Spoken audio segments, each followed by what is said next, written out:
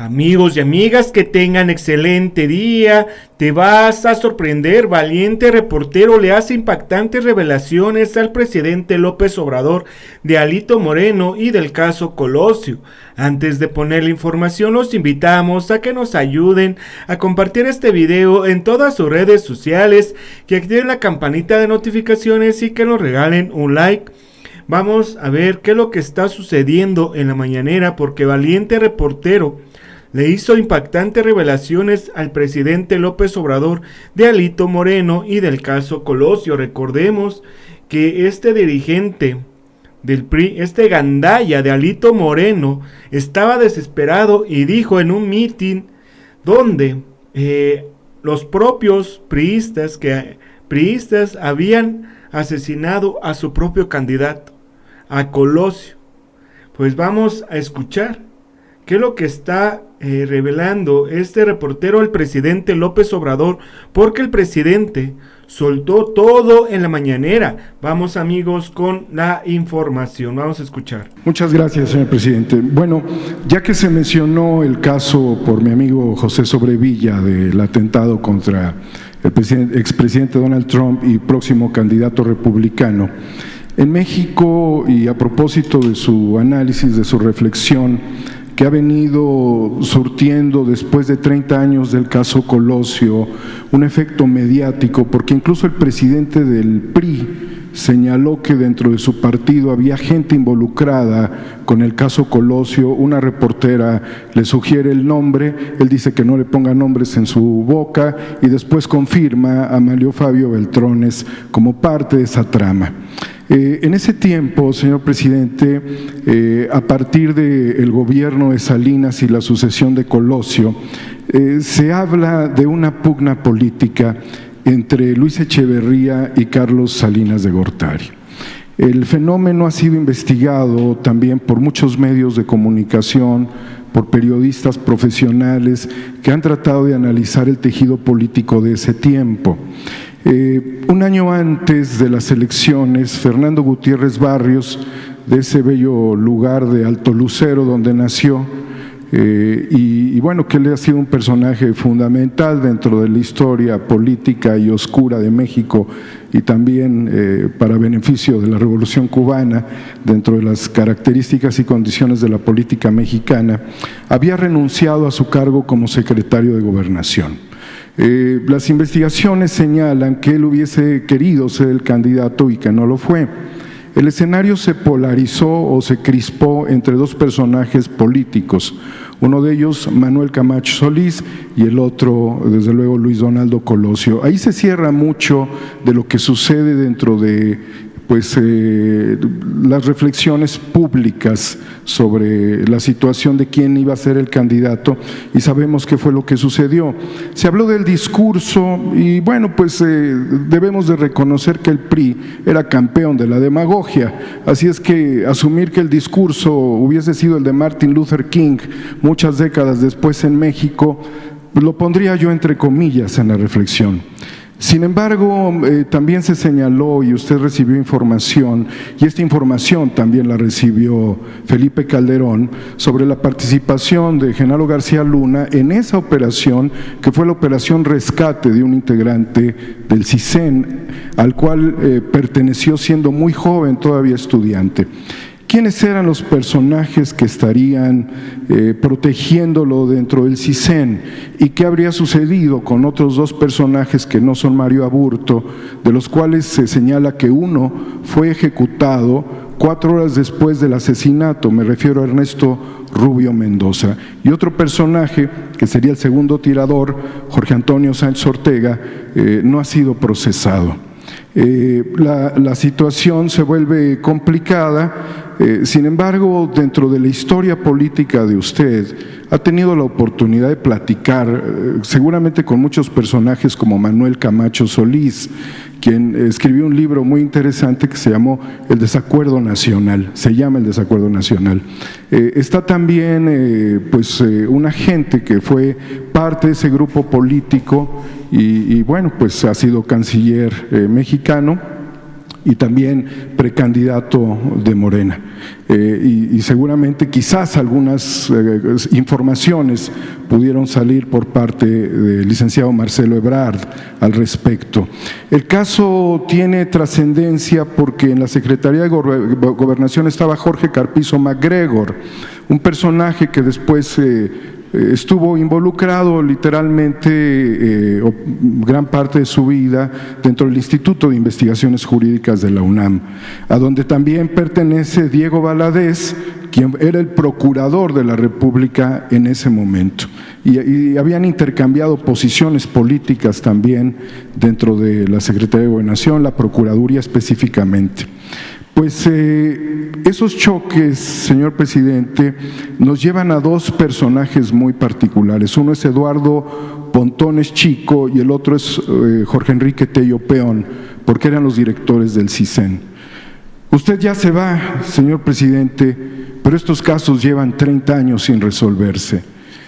¿Cree usted que antes de que usted entregue la banda presidencial, el pueblo de México pudiera tener una configuración más precisa de lo que sucedió en Lomas Taurinas, de la participación del CISEN, de la participación, si la hubo, del Estado Mayor Presidencial, de la presencia de Salinas, de Carpizo, de Diego Valadez y desde luego de Fernando Gutiérrez Barrios, porque dos personajes que surgen o protegidos por Fernando Gutiérrez Barrios fueron Manlio Fabio Beltrones y Dante Delgado.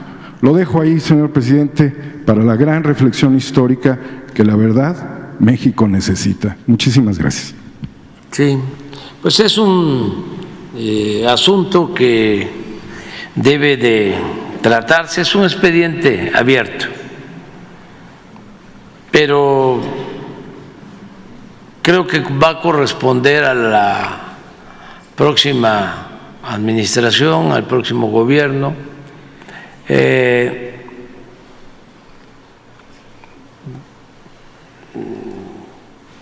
dejar sin sospecha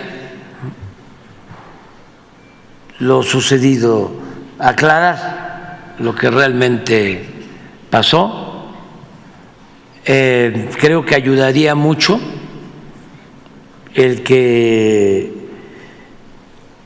el Poder Judicial resolviera sobre la apelación que hizo la Fiscalía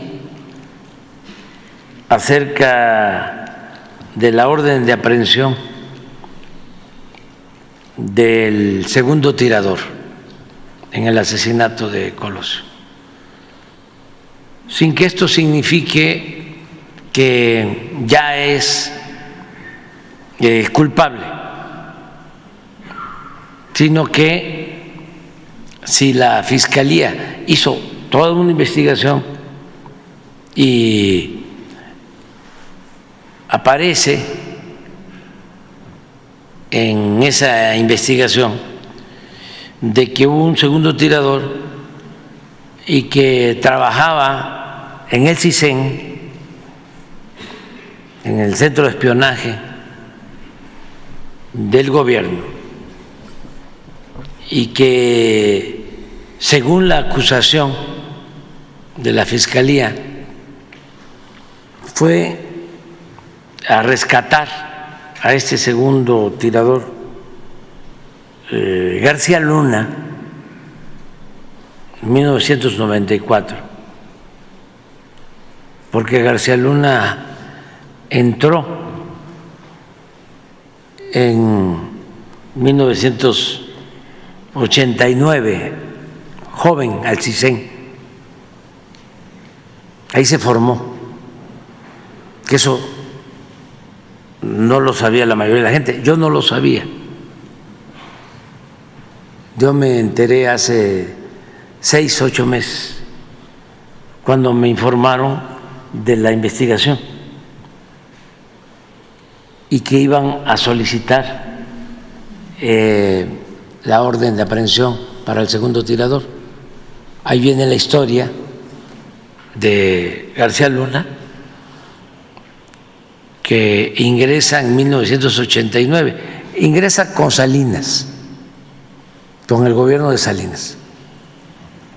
No que Salinas lo haya nombrado, porque ingresa como agente y ya en el 94 ya sí tiene un cargo, es como subjefe operativo y a él lo mandan a Tijuana y él, según la investigación de la Fiscalía, rescata al segundo tirador.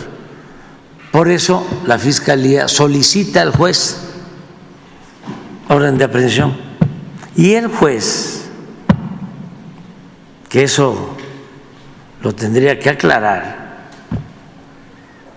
estando el Ministerio Público, se atreve a decir: no voy a otorgar la orden de aprehensión porque esto es un asunto del presidente, de López Obrador, que quiere utilizar este caso con propósitos políticos. Y entonces se niega a otorgar la orden de aprehensión. Pero esa fue la excusa. Ya para entonces, desde luego que el juez sabía de qué se trataba, porque unos días antes, incluso antes de que yo recibiera la información, antes de que supiera lo de García Luna y del segundo tirador, me refiero a esta investigación de la Fiscalía. Yo supe del segundo tirador como se supo en su momento, ¿sí? Se difundió bastante sobre esto, pero como un mes antes, en una columna de Riva Palacio, que pues está informado porque perteneció a estos grupos, me refiero a los grupos políticos encabezados por Salinas, sale un artículo diciendo que nosotros íbamos a utilizar el caso Colosio con fines políticos electorales, que él tenía información sobre el caso. Y yo todavía dije aquí cuál es la fuente. Es completamente falso. Pues resulta que sí tenía información. El que no estaba informado era yo. Él ya tenía información porque como se mueven en los sótanos, ¿no?, de las dependencias de impartición de justicia, ya sabía que en efecto sí estaba en proceso la investigación en la Fiscalía. Como a los 15 días, a lo mejor, como en la Fiscalía vieron la mañanera de que yo no estaba enterado, ya me informan. Y cada vez que me informan sobre un asunto así, pues lo que yo planteo es continúen el proceso legal. No voy a ser yo tapadera, cómplice, no voy a encubrir a nadie. Entonces solicitan, repito, al juez la orden de aprehensión y él la niega y le dice al Ministerio Público: esto es por órdenes del presidente para sacar raja política porque vienen las elecciones. Una mentira, ¿no? Porque él seguramente ya sabía y ya había recibido línea, ¿no? Ya estaba metido en este asunto. Entonces después la Fiscalía apeló. Y también es muy raro, porque eso sucedió hace pues como 4 meses o 5, y todavía no resuelven. Tú que eres abogado, cuando hay una apelación así de la Fiscalía al Poder Judicial, a un juez, ¿en cuánto tiempo puede resolver el juez? Tiene que resolver rápido. ¿Pero en cuánto tiempo? 48 horas. 48 horas. Pero eso es cuando la justicia es rápida y expedita. Pero cuando hay consigna, duerme el expediente, el sueño de los injustos. Pues eso es lo que está pasando. Sería muy bueno que el juzgado, primero que la Fiscalía informe si apeló y si ya tiene respuesta, porque también no sabemos, a lo mejor ya les dieron respuesta y no nos han informado. Entonces, a ver si conocemos de eso, porque ahí empezaría, ¿no? A conocerse más sobre este hecho. Sería muy bueno la declaración de esta persona, si realmente es como se dice, que lo fue a buscar García Luna y qué tuvo él que ver. Ya seguramente lo declararon cuando sucedieron los hechos, le tomaron declaración.